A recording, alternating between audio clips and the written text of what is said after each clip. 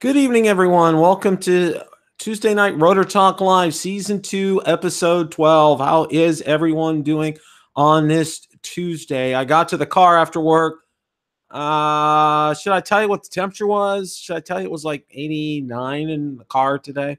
I won't tell you it's 89. Rick Halber, welcome. Cole, welcome. Floyd, welcome. Thanks for joining. As a public service announcement, reminder, tomorrow night, at 8:30 p.m. Drone Therapy, Season 2, Episode 16, Canadian Drone Hub with Roger Martin. There is a link that I posted in the chat.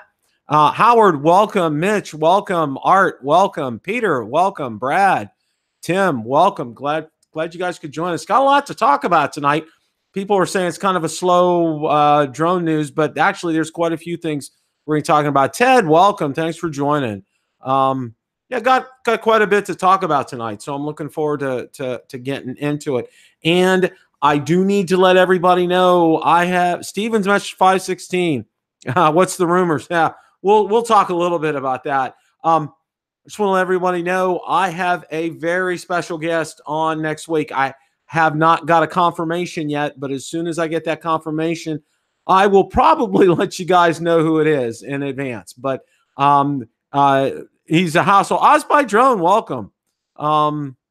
B Values, welcome. Brent, welcome.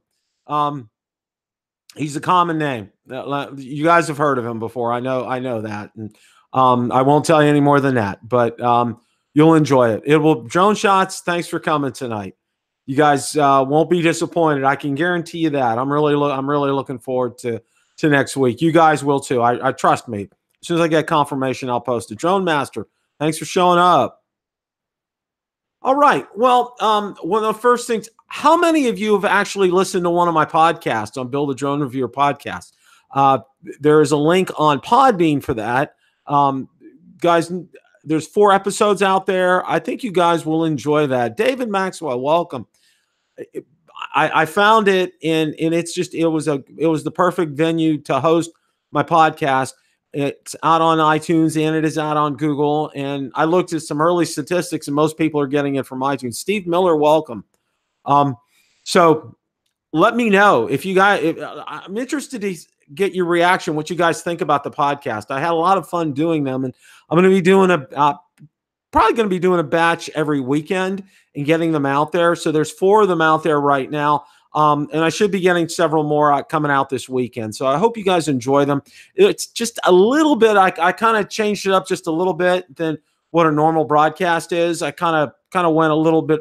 I felt a little more free. I really like doing them. I think you guys will enjoy it too. So several good topics to talk about. So one of the first things that I wanted to share tonight was UPS actually made the very first revenue-generating drone delivery ever in the world today. Okay, well, I think today it may have been yesterday. This was from Business Insider, and I'm going to go ahead and get that up on the screen here for you guys, so you guys can go ahead and take a look at that as soon as my screen share decides to work. There we go. Okay, UPS just beat out Amazon, FedEx, and Uber to make America's first revenue-generating drone delivery. That's kind of significant there. And you can take a look at the drone right there, and this is the case. Now, this is on UPS in partnership with the drone technology company Matternet on Tuesday began its daily drone delivery of medical supplies in Wake Med's campus in Raleigh, North Carolina. The drone delivery cut the transport time of crucial medical samples from about half an hour to just over 3 minutes. It was the first revenue-generating drone delivery and is the first commercial application of the much-hyped and highly regulated technology. UPS is part of a public-private U.S. Department of Transportation drone testing program started last spring. Amazon, which has made highly publicized moves into drone testing, was not included in the program. Now, what they're moving around is medical samples. I'm going to go ahead. Here's a picture of the drone in flight. And then I'm going to move down here, and I'm going to put links to all these articles that we're going to talk about tonight in the description after this is over. And you can see this is what comes in the box. It's usually either specimens, medical samples, blood samples, maybe organs when they're transporting them. And it's apparently it does save quite a bit of time. It cuts down like a half-hour time frame to like about 3 minutes to get it across campus. So I thought this was rather interesting because, you know, it really it's something that it really is the first here in the United States to do that. Kevin, welcome. I just saw you join tonight. Marcus, welcome. Thanks for joining. So yeah, I think that's kind of interesting because, you know, Amazon's the one. Bill Thomas is in the house. Welcome. Lon, welcome. This is real interesting because Amazon has tried to make a lot of waves and a lot of splashing around with this. Thomas Sullivan, welcome. I just saw you. Thank you for joining. I know it's late for you, and I appreciate your showing up tonight. Doug, welcome. You know, Amazon has made a big move and big noise about trying to get their drones going, and the first one that actually comes out, this is a great purpose. It's transporting medical supplies across the campus there. So I think that's a real good use of being able to do that. Now I'm going to have a little commercial break here before we go ahead and go to our next topic. Is don't forget Spin Up 2019. It is going to be October 19th. And Austin, Texas, and of course, Kelly Shores is going to be hosting it. That is what we know for right now. As soon as we get more information, I will get that out there for you. You know, I have no idea on cost. Hopefully, Kelly's able to get the same venue as last year, and hopefully, I'm able to go this year. You know, I've been saving my nickel and dimes. I have a much anticipated and highly looking forward to end of June, beginning of July when I become a grandfather. I can't wait. I'm on pins and needles. I have to put a weight to keep me down. So, so there we are. So that's the commercial announcement. Don't forget about it. Mark it on your calendars. It's October 19th. It's kind of an easy day for me to remember because that was my mom's birthday. So that's still a very special day for me. She was the best. That's all that's exactly what I can say. And Valerie can attest to that too, because she lived with us for over a year before she passed. So Valerie got to know her as well. So, okay. That's the first article. I hope you guys enjoyed that. I thought that was rather interesting. Evidently, you know, UPS has an in with the government, and that's a good thing. And they did a great thing with that. I really like that. Now, the other thing that we're going to talk about is, and I know, district court dismisses Autel's antitrust counterclaims against DJI. I'm going to go ahead and get this article up. Esteem, welcome. Thanks for joining tonight. Oh, by the way, Bill Thomas, I put the link in for tomorrow night for Bucket List Boys. It's all the way up at the top. So if you guys, B. Valdez, thank you very much. Appreciate that. There's a link up at the top for tomorrow night's episode for Drone Therapy, Season 2, Episode 16, Canadian Drone Hub with Roger Martin. So if you guys are interested in that, please go ahead and click on that link. That's all the way up at the top there. So definitely you want to show up because that's going to be good. You guys if you have anything to do with Canadian Drone Hub, if you know that's a great group of people. I'm looking forward to that tomorrow night. You know, of course, being on with Ron and Bill's always a treat. So that's going to be fantastic. So, okay, let's go ahead and get to that article here regarding this antitrust lawsuit. District Court dismisses Autel's antitrust counterclaims against DJI. And here it is right here. Autel Robotics USA, LLC, and Autel Aerial Technology Company Limited versus SZ DJI Technology Company Limited and DJI Europe BV. So last week, Judge Leonard P. Spark of District Court of Delaware dismissed Autel's counterclaims in a memorandum opinion. The judge sided with DJI, contending Autel has not alleged facts that plausibly support any of its antitrust counterclaims. After reviewing the parties' briefing, the court granted DJI's motion, and Autel's antitrust counterclaims, both federal and state, have been dismissed. The legal battle between Autel and DJI goes back to August 11th, 2016, when DJI filed a suit against Autel for patent infringement relating to drone technology and operation.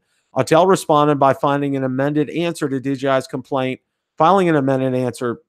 should have been, to DJI's complaint on May 23rd, 2018, that included counterclaims for monopolization in violation of the Sherman Act, attempted monopolization in violation of the Sherman Act, predatory pricing in violations of sections 17043 and 17044 of the California Unfair Practices Act, and predatory pricing in violation of section 481-3 of the Hawaii Unfair Practices Act. On June 29th of 2018, DJI moved to dismiss these antitrust counterclaims. Autel, in turn, responded by filing a second amended answer mooting the earlier motion. DJI then filed the present motion on September 14th, 2018. It's a lot here, folks, and I'm going to put a link in the description for all of this. Of course, DJI does not agree with the above description of their business practices. The company states in their success stems from several key advantages over its competitors, namely the largest research and development team in the industry with a state-of-the-art R&D infrastructure and a manufacturing facility in Shenzhen, China, with direct access to the best supply chain of electronic components. As many as a dozen companies, including Autel, introduced new products to the market over the past few years at prices comparable to and often lower than those offered by DJI. Thus, according to Autel's own allegations, DJI's years of alleged predatory pricing practices did nothing to deter a steady onslaught of new and persistent competition. Okay. DJI Autel's claims are nothing more than speculation, court findings, and I'll let you guys look at this through your leisure. So it'll actually be pretty good to read this article. Judge Stark points out the Supreme Court has expressly cautioned against allowing antitrust claims from proceeding if the allegations, such as Autel's case, are inadequate. Even if DJI's pricing drove out competitors, this does not constitute a plausible allegation that it was DJI's below-cost predatory pricing that caused others to fail. And you can see here, Drone DJ's take. We'll read this. The legal battle between DJI and Autel has been ongoing since one of DJI's engineers has moved over to Autel a few years ago. The engineer had brought with him a treasure of knowledge and insight of DJI's inner workings and planned products. Will a dismissal of Autel's claims now mark the end of the legal issues between the two drone makers? Probably not. However, you have to wonder how much money, time, and energy Autel can reasonably throw at fighting a legal battle with industry giant DJI. And that's a good question. Hay poses a good question. What do you guys think of this legal battle? I mean, this is something that DJI can kind of, they're the giant, they're the elephant in the room. They can hold out. They have, if you guys listen to my podcast, they are a 10 with a B billion-dollar company, and Autel is not a $10 billion company. They don't have the resources to be able to fight too much longer with something like this. So I think it would probably be in Autel's best interest to just go ahead and scrap all this and dismiss it and put their effort and energies into making quality drones. They did do a good job with the Evo. It's very impressed. Their software updates have been coming out on a regular basis, which is good. They have had some issues lately, but I hope that they get those straightened out. And again, listen to my podcast. I did talk about Autel and some of the issues that they're facing out there. So Autel's parent companies, who is it, Lon? Who is Autel's parent company? That's a good question. I don't know.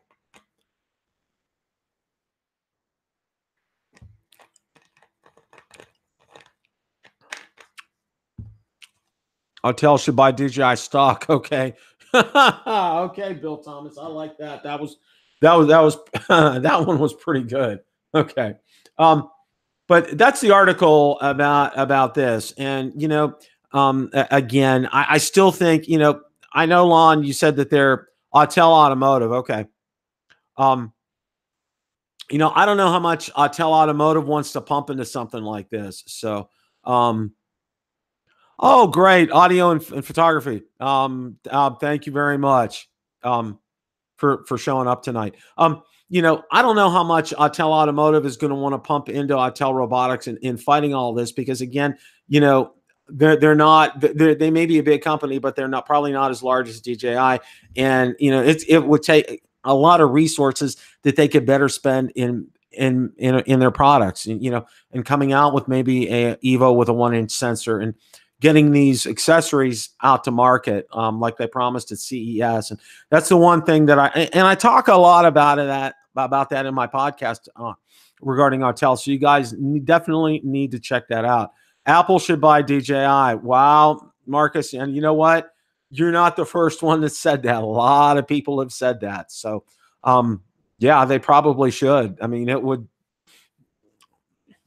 We would be seeing drones on a regular, probably every September or whenever they come out, when Apple comes out with their phones, new phone cycles. I mean, you know, Samsung usually comes out. It's February and August when they come out with their phones. So whenever Apple cycles are, maybe we'd see 2 DJI drones a year. Who knows? But that's a great point, Marcus. Yeah, a lot of people have said that. So, yeah, lawyers are paid either way. You're right, Lon. I mean, they get their money. So, you know, it's a lot of legal parts. Samsung, you know what, Lon?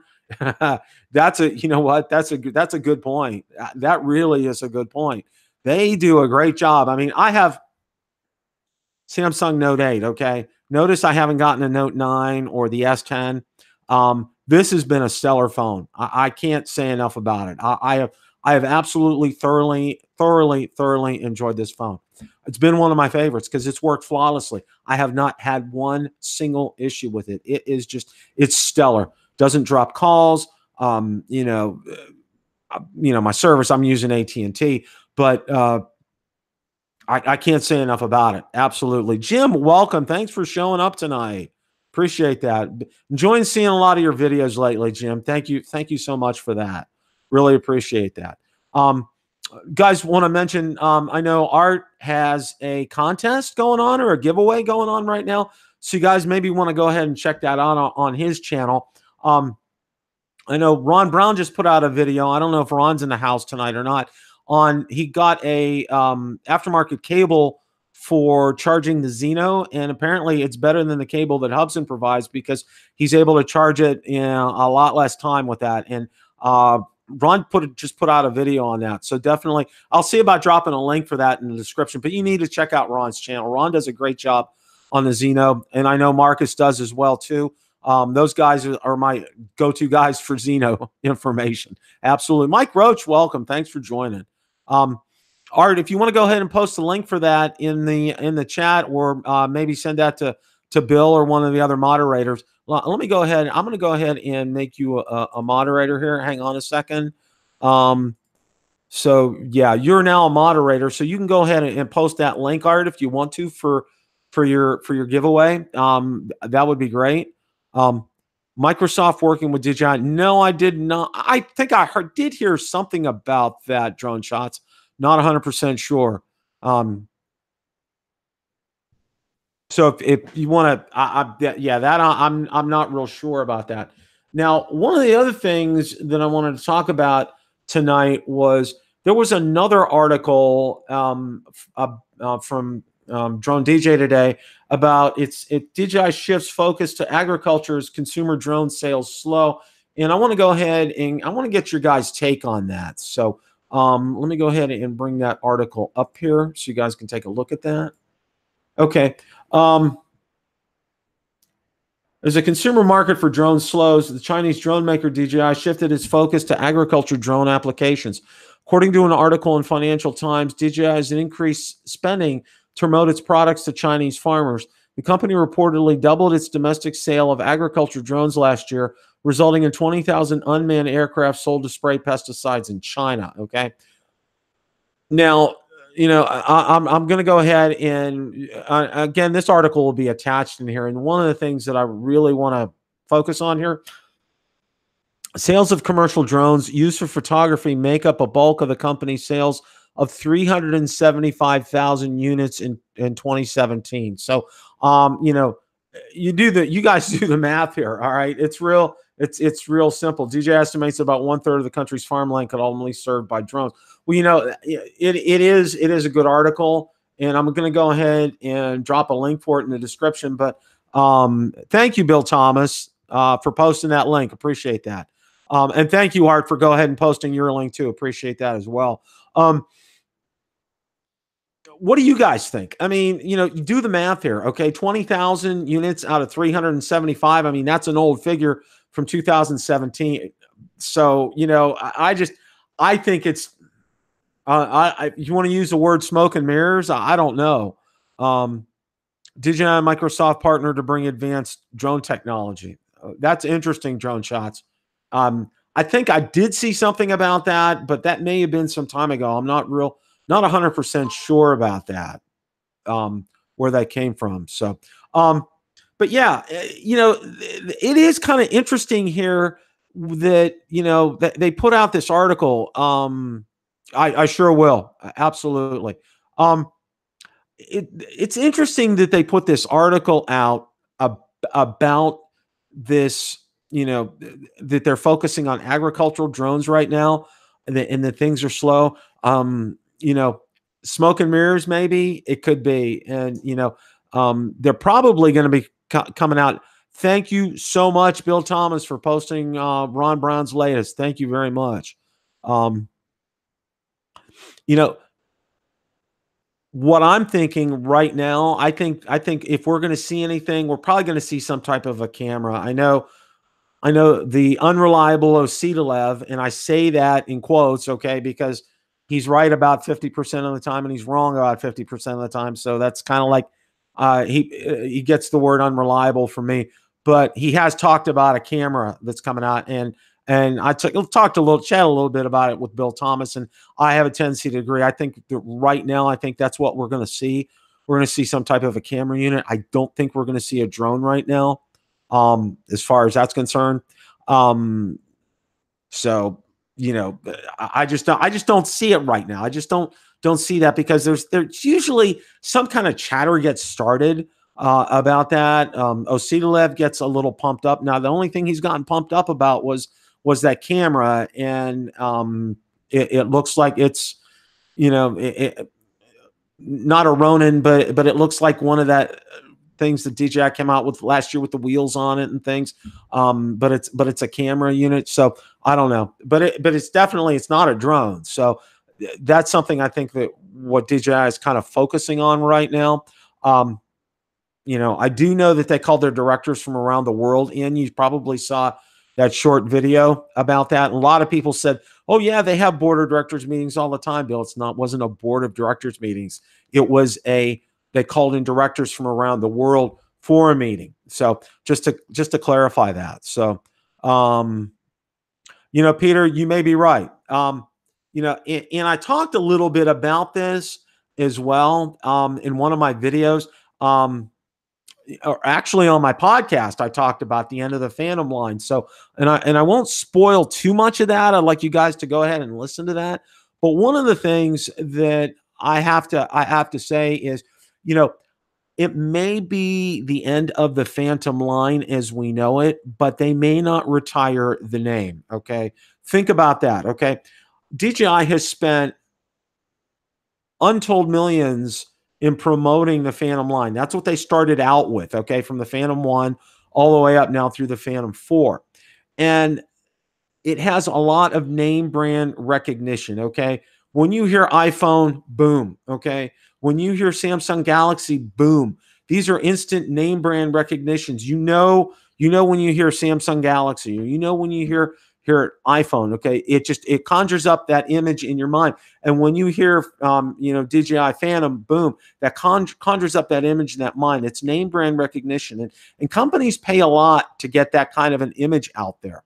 So what I think is going to happen is I think there's going to be a cross, and I think you're going to see kind of a hybrid drone, and it's going to be somewhere between a Mavic 2 and an Inspire 2. So, but listen to my podcast and you can find out more details about that. I don't want to spoil too much of that, but that's where I think, while I don't think that it won't be recognizable as a Phantom if they decide to keep that name. Okay. 40 megapixels. I like that idea, Bill Thomas. Sign me up right away for that kind of camera. That's for sure. But it won't be recognizable as a Phantom. All right. That's one of the things that I think is going to happen. It's going to, DJI is really focused. The Mavic 2, and I want to digress for a little bit here. All right. Talk a little bit about the Mavic 2. So the Mavic 2 is doing extremely well in sales. Okay. How do you know that, Bill? DJI doesn't release their sales information, okay? I have a crystal ball and I look inside of DJI's financials. No, I wish. My groups on Facebook, I have the two largest groups that I have a Mavic 2 group and I have a Spark group, all right? Now, my Spark group is at about 24. It's right on knocking on the door for 2,500 members.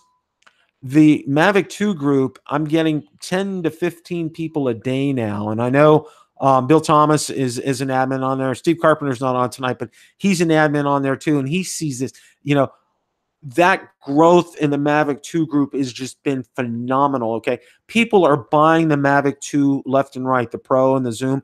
They're buying that up like nobody's business. And smart controllers are selling well too. I can tell you that as well.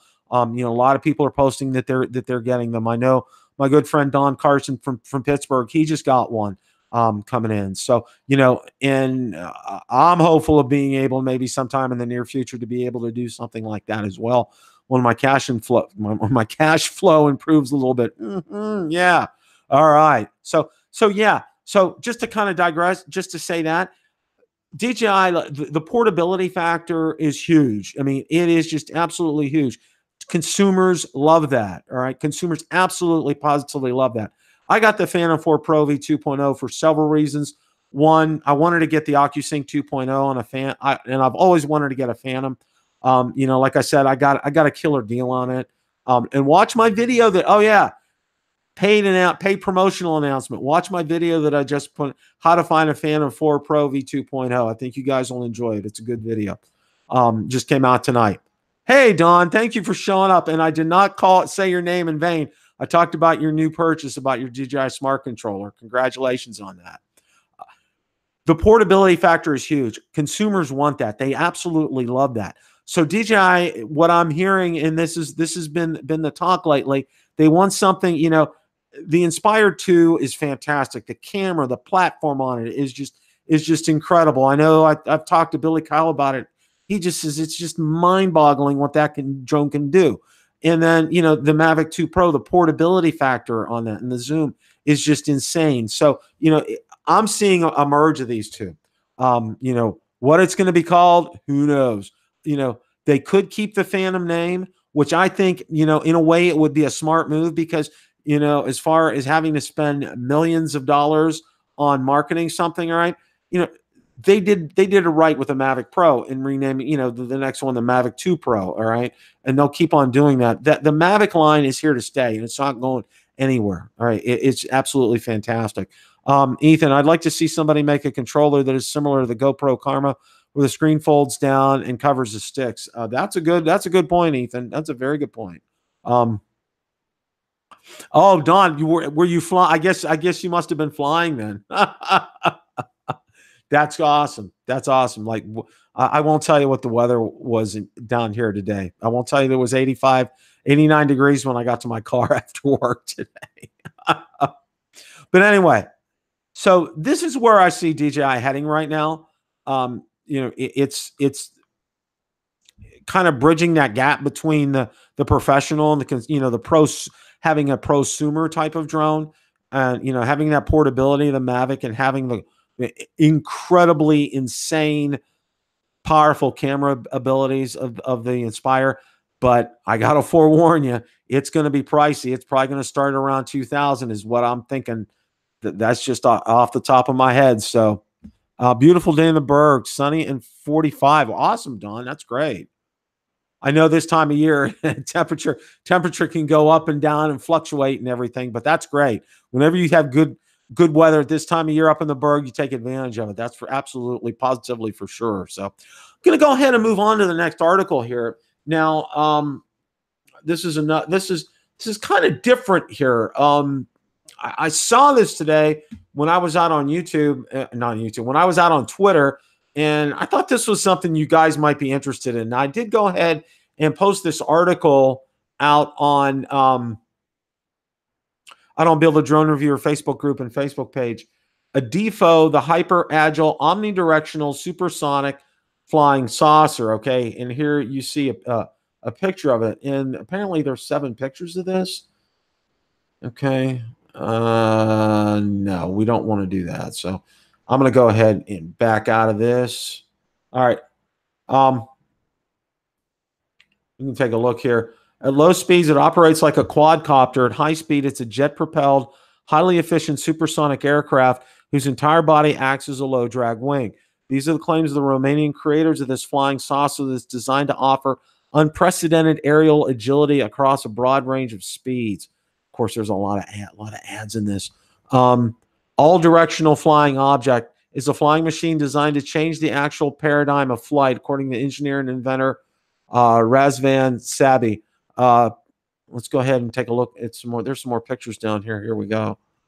VTOL and slow speed maneuvers are handled by four ducted fans, letting the Defo operate like a regular quadcopter drone. These are also two jets on the back, replaced by additional electric fans on the prototype that provide horizontal thrust, which can also vector individually to achieve a high degree of agility and level flight.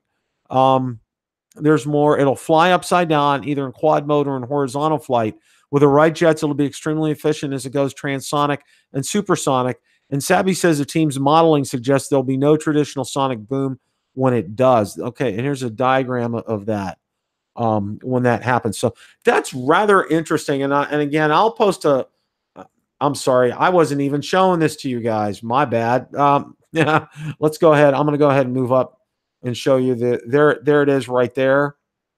It kind of reminds me of the, and I'm going to date myself, and I know Steve Carpenter, thank you for joining tonight.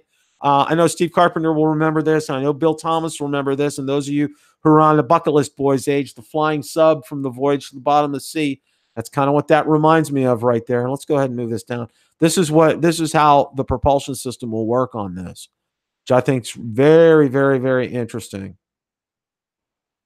Apparently, there's a little movie here, so let's go ahead and watch this. We would like to present you a new and revolutionary flying paradigm. A Defo, all directions flying object.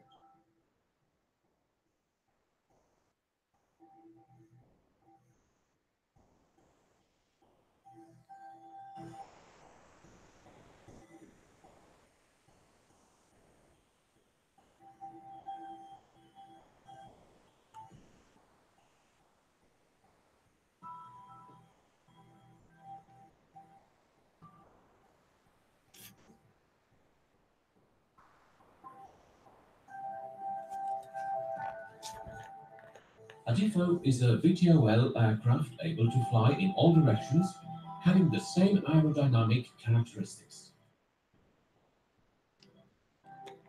The aircraft has a unique configuration, has a circular shape, and the fuselage is also the wing.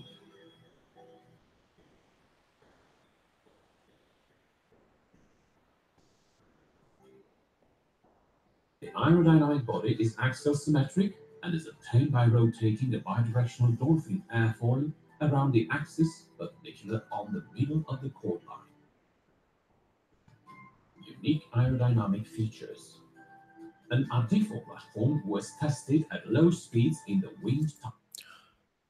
Okay, I'm going to go ahead and let you guys. I will definitely drop a link in the description to this, but thought you guys would like to see how it flies. I thought that was very, very interesting. Steve Carpenter, I'm with you. I absolutely love that.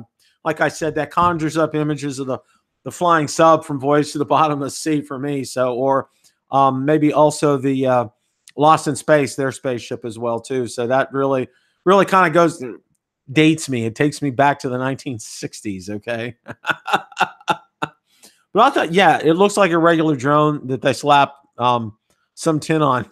You know, Marcus, it could be, but you know, seeing that where that comes out of and everything, who knows? I'm very interested to, and I'm sure we'll hear more about something like this. You know, it's good. It's good to see people are going outside the box here. Danger, Will Robinson, danger. I love that, Steve. That's fantastic. That's great. You know, what I love seeing is that there are companies out there and people out there that are pushing the outer edge of the envelope in experimenting and doing things with this and seeing about good things that drones can do. And that's what I'm going to talk about with our last article here today and we're going to go ahead. I'm going to go ahead and share that. Let me get that up here. You know, anytime that a drone can be used to help save somebody's life, that's a great thing. And here today, drone assists in the rescue of 7 swimmers in Lulau Bay, and apparently here that is. I think it's in yesterday. A drone assisted in the rescue of 7 swimmers in Lulau Bay, I guess Micronesia. The CNMI Department of Public Safety Boating Safety Division received a 911 call about the distressed swimmers at 12:53 p.m.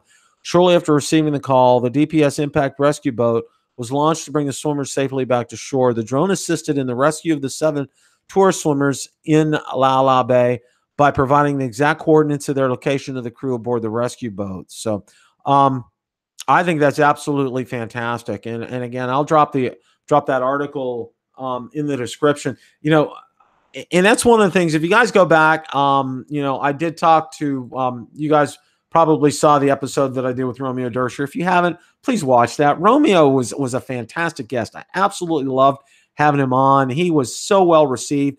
I got so many emails and comments about that, positive comments about that. Definitely going to have Romeo on. I've still been in touch with him by email and also on Twitter. He's very active on Twitter. So, you know, if you guys aren't on Twitter, get on Twitter, because a lot happens out there, and there's a lot of good things coming out there.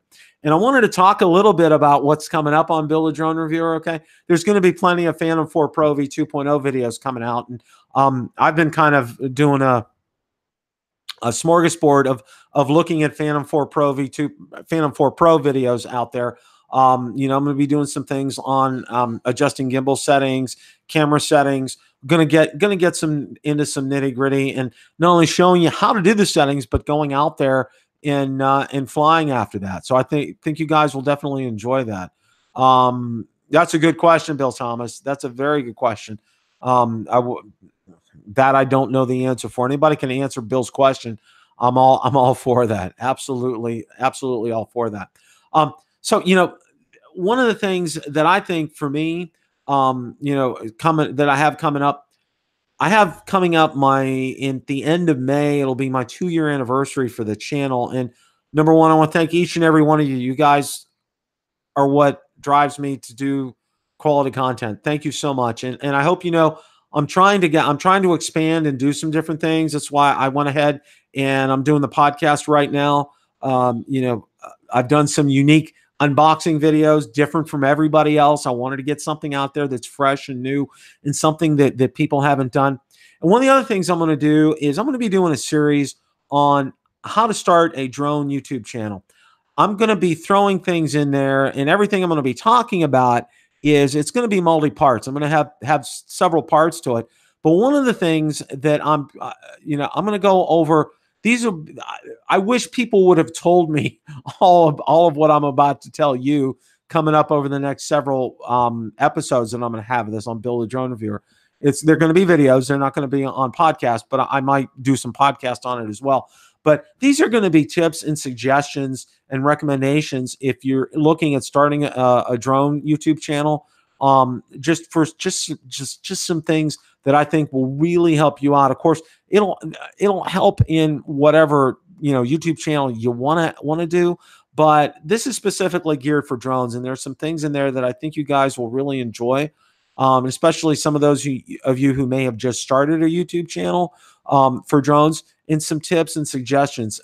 Look forward to it. It's gonna take a lot of work. There's a lot of research that's going to be done into it. I have to, you know, compile everything, which I'm doing right now. I'm going to have an episode coming out at the end of this week regarding that. So look forward to that. I'm really looking forward to doing this, because one of the things that I like to see is smaller channels succeed and get started. For example, Joe's Drone Life, Joe, my buddy. I don't know if you're on tonight or not, Joe, but he just started out in January. And I know he's had a lot of help and suggestions from Billy Collin, from Ken Dono, and Joe really appreciates that. He really appreciates their help. And I go out there, I watch his videos, you know, and that's one thing I ask for all you guys: support all the channels out there, not just mine, but everybody's. Go out there, Billy's channel, Ken's channel, you know, Kelly's channel, Bill Thomas's channel, Ron Brown's channel. go out there, support them. Leave a comment, leave a like button. Okay. You don't know how much it helps when you go out there and you see you've got a bazillion likes on a video and you've got some great comments out there. Those are fantastic. Okay. I absolutely love them. That means a lot to me. I had a fantastic comment from someone the other day that said, absolutely, he loves my content. Keep it up. Keep coming. These things make a difference. And that's one thing, in closing tonight, go out there and support all the drone reviewers and let them know how much you like their channel. Let them know how much their content means to you. If you've gotten something useful out of it, always just, go out there and leave them a positive comment. It's great to like. That's fantastic. And it's always good. And that's really encouraging. But it's even that much more up there in terms of, it'll be great, Marcus. I promise. I absolutely promise. It'll be fantastic. It's so much. It's even just a little. It's the icing on the cake when you see wonderful comments out there. Okay. So again, I encourage you guys, go out to everybody's channel. It's going to be absolutely fantastic. Thank you, Don. I appreciate that. It means a lot to everybody when you see people go out there and leave those kind of comments. It really does. I think, it gives you a lot of encouragement. It encourages me. And the thing about seeing those comments, it encourages me to go out there and to continue to do great content. It really does. It really, really makes a big difference. So I'm really looking forward to, I really look forward to whenever I get a video out there and seeing your comments and know the one thing, for me personally on my videos, I try to answer every comment out there. All right. It's just something for me right now. I'm at this, I'm still at the point where I can do that. I'm not, my channel's not like, 100,000 like Kelly's or Ed Ricker. And by the way, congratulations, Ed Ricker, on 100,000 subscribers.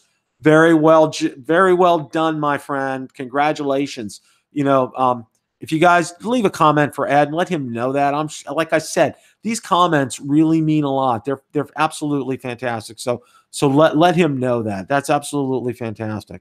That's where, that means a lot. That means a lot to all of us. Next week, Season 2, Episode 13, I have a very special guest next week. For those of you that stopped by late, this special guest will be confirming by email, and I will get it out there and get it posted. I know you guys know who this is. Okay. It's no secret who he is, but I'm waiting till I get the confirmation before I actually go ahead and post it out there. So that's why I'm not saying who it is right now, but it will be a treat. Trust me. I guarantee you this. Okay. Without any doubt. And I've met him and I've talked to him, met him in person, talked to him. Just one of the nicest guys you'd ever want to run into. Trust me. It's just absolutely fantastic. So look forward to that. That's coming up next Tuesday. The first Sunday in April, I thought the first Sunday in April was Easter. I was wrong. My wife told me Easter is like April 21st, 22nd. So the first Sunday in April, Sunday afternoon, Rotor Talk Live. And that's not this Sunday. That'll be a week from Sunday, just to let you guys know that. That'll be at 2 p.m. Eastern time. And I got to thank Thomas Sullivan. Thank you for showing up tonight, because I know it's very late for you. I appreciate that, because I know a lot of my friends in the UK, they watch the replay of this in the morning because it's very late for you guys. So Thomas, I really appreciate your staying up to watch this. I know it's a lot. It's an effort, and I want to thank you so much for doing that. I really appreciate that. So just a shout out to you for that. Greatly appreciate that. And anybody else that's overseas and is watching right now, great appreciations. You probably saw my dog. she made an appearance in here, so she wanted to be on the show tonight. So well, that's it for tonight. That's about all that I have. I want to thank everybody for showing up. I thought this was a good show tonight. Looking forward to tomorrow night to being on with Roger from Canadian Drone Network. Hello, Bill. Okay. Bill Thomas and Ron Brown, great guys. I love being on with them on Drone Therapy Bucket List Boys. We have a blast. We'll have fun. definitely you want to tune in. There is a link all the way up at the top of the chat, so definitely do that. You're a night owl. Had internet issues tonight. Oh, you're welcome, Thomas. Like I said, I greatly appreciate it. I know it's an effort for you guys. Just to digress a little bit, I know I'm a huge hockey fan, and I know I'm a huge Pittsburgh Penguins fan. Probably a lot of you guys probably know that. You may have seen me in some of my Penguins shirts filming some of the videos, but there's a British Pittsburgh Penguins fan club, and they're dedicated because they're watching these games that are on at 8 Eastern time, and it's like 6 hours later or more in the UK. Correct me if I'm wrong, Thomas, but it's true dedication. And again, Thomas, thank you so much. I appreciate that. Like I said, not this Sunday, but a week from Sunday afternoon, Rotor Talk Live at 2 p.m. Eastern. I'm trying to line up some people that are recognizable, and I've reached out to one, and I haven't heard back yet. So with everything else, thank you guys so much for showing up tonight. And remember, it's a great day to fly. Thanks a lot, guys, and we will see you next time.